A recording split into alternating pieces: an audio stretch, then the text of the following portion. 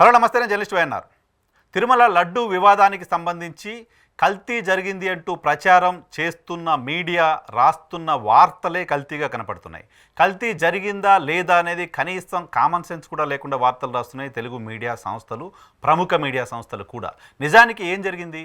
తిరుమల లడ్డు వ్యవహారానికి సంబంధించి 4 ట్యాంకర్ల ఏఆర్ ఫుడ్స్కు సంబంధించిన నెయ్యిని రిజెక్ట్ చేశారు.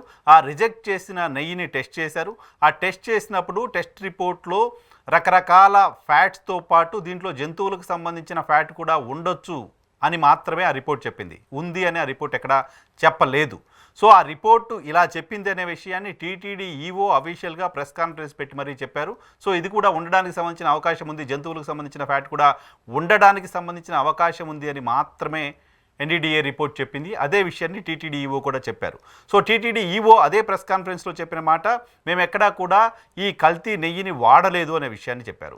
రిజెక్ట్ చేసిన నెయ్యిని టెస్ట్ చేయడం ద్వారా ఈ రకమైన రిపోర్ట్ వచ్చింది అని చెప్తున్నారు. మేము యాక్సెప్ట్ చేసిన ట్యాంకర్స్ని లోపలికి అలో చేసాం, వాటిలో ఎలాంటి ఇబ్బంది లేదు అని చెప్తున్నారు. అలాంటప్పుడు లడ్డు కల్తీ జరిగింది ఎక్కడ? లడ్డు కల్తీ జరిగి మహాపచారం జరిగింది ఎక్కడ? లడ్డు కల్తీ జరిగి మహాపరాధం జరిగింది ఎక్కడ? సో ఈ వ్యవహారం పైన మీడియా వార్తలు, మీడియా కల్తీ వార్తల కారణంగా ప్రజల బుర్రలు కల్తీ అవుతున్నాయి. ప్రజల మెదళ్లను కల్తీ చేసే ప్రయత్నం ఆంధ్రప్రదేశ్కు సంబంధించిన ఒక ప్రధానమైన మీడియా చేస్తూ వస్తుంది. ఇది అవతల పార్టీ పైన కోపంతోటో, అవతల వ్యక్తులపైన కోపంతోటో ఆ మీడియా చేస్తోంది. కానీ ఇలా చేయడం ద్వారా కోట్లాది మంది తెలుగు వారికి సంబంధించిన, శ్రీవారి భక్తులకు సంబంధించిన మనోభావాల్ని దారుణంగా దెబ్బతీస్తోంది ఇటువంటి కల్తీ వార్తలతో. కల్తీ వార్తలు రాస్తోంది ఇటువంటి కల్తీ మీడియా మాత్రమే. సో కనీసం ఈవో చెప్పిన దాన్ని విని కామన్ సెన్స్తో రాసే పరిస్థితి కూడా లేకుండా పోయింది.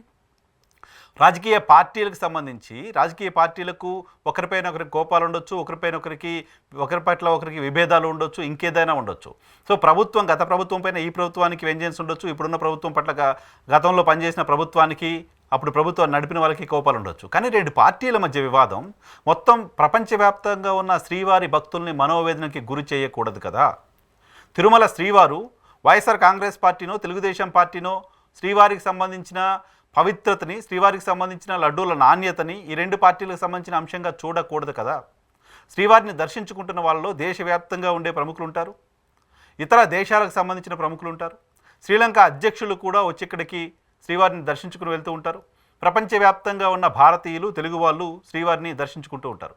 కానీ ఆంధ్రప్రదేశ్లో శ్రీవారిని ఒక రాజకీయ చట్రంలో వేసేసి అవతల పార్టీ పైన బురద చల్లడం కోసం గతంలో వైఎస్ఆర్ కాంగ్రెస్ పార్టీ, ప్రస్తుతం తెలుగుదేశం పార్టీ శ్రీవారు వేదికగా రాజకీయాలు చేస్తున్నాయి. గతంలో పింక్ డైమండ్ అంటూ వైఎస్ఆర్ కాంగ్రెస్ పార్టీ ఆరోపణ చేసిన తర్వాత అధికారంలోకి వచ్చి 5 సంవత్సరాలు ఉంది. పింక్ డైమండ్ ఏమైందో చెప్పే ప్రయత్నం వైఎస్ఆర్ కాంగ్రెస్ పార్టీ చేయలేదు. పింక్ డైమండ్ పైన మేము చేసిన విమర్శలు అబద్ధం, అభూత కల్పనలు అంటూ వైఎస్ఆర్ కాంగ్రెస్ పార్టీ చెప్పే ప్రయత్నం చేయలేదు. ఇప్పటికీ పింక్ డైమండ్ సంబంధించిన అంశం వస్తే వైఎస్ఆర్ కాంగ్రెస్ పార్టీ దాటవేస్తూ బయటకు వెళ్ళిపోతుంది. ఆ మాటని పట్టించుకునే పరిస్థితి లేదు. సో గతంలో మీరు చేసిన ఆరోపణలు తప్పు అని కనీసం చెప్పి మీ నిజాయితీని నిరూపించుకోవాల్సిన అవసరం ఉంటుంది కదా. సో గతంలో ఆలయం లోపల తవ్వకాలు జరిపారు అంటూ టీటీడీ ప్రధాన అర్చకుడిగా పనిచేసిన రమణ దీక్షితులు లాంటి వాళ్ళు మాట్లాడారు. ఆ మాటల్ని వైఎస్ఆర్ కాంగ్రెస్ పార్టీ పెద్ద ఎత్తున హిందూ సమాజంలోకి తీసుకెళ్లి ప్రచారం చేసింది. ఆ తర్వాత ఎన్నికల్లో లబ్ధి పొందింది, అధికారంలోకి వచ్చింది. ఎక్కడ తవ్వారో తేల్చాల్సిన బాధ్యత ప్రభుత్వం పైన ఉంటుంది కదా. ఎక్కడ తవ్వారో చూపించాల్సిన బాధ్యత సదరు రమణ దీక్షితుల పైన ఉంటుంది కదా. సో వీళ్ళంతా అప్పుడు రాజకీయ అవసరాల కోసం, రాజకీయంగా వివాదాన్ని సృష్టించడం కోసం, లేకపోతే వచ్చిన అవకాశాన్ని వివాదంగా మార్చి అవతల పార్టీని, ప్రభుత్వాన్ని అప్రతిష్ట పాలు చేయడం కోసం ప్రయత్నం చేస్తూ శ్రీవారికి అపఖ్యాతి తెచ్చారు. తాజాగా మరొక అడుగు ముందుకెళ్ళి, మరింత ఎక్స్ట్రీమ్కి వెళ్ళి ఇప్పుడు అధికారంలో ఉన్న ప్రభుత్వం, కూటమి లడ్డూలో కల్తీ జరిగింది అంటూ నేరుగా మాట్లాడుతోంది. మీ అధికారులు చెప్తున్న మాటలకి, ప్రభుత్వాన్ని నడిపిస్తున్న వాళ్ళు మాట్లాడుతున్న మాటలకి ఇంత తేడా ఉంటే, ఇంత తేడా ఎందుకుంది? మీ అధికారులు ఇలా చెప్తున్నారు, మీరేమో కల్తీ జరిగింది అంటున్నారు, అధికారులేమో ఇటువంటి నూనె మేము వాడలేదని చెప్తున్నారు.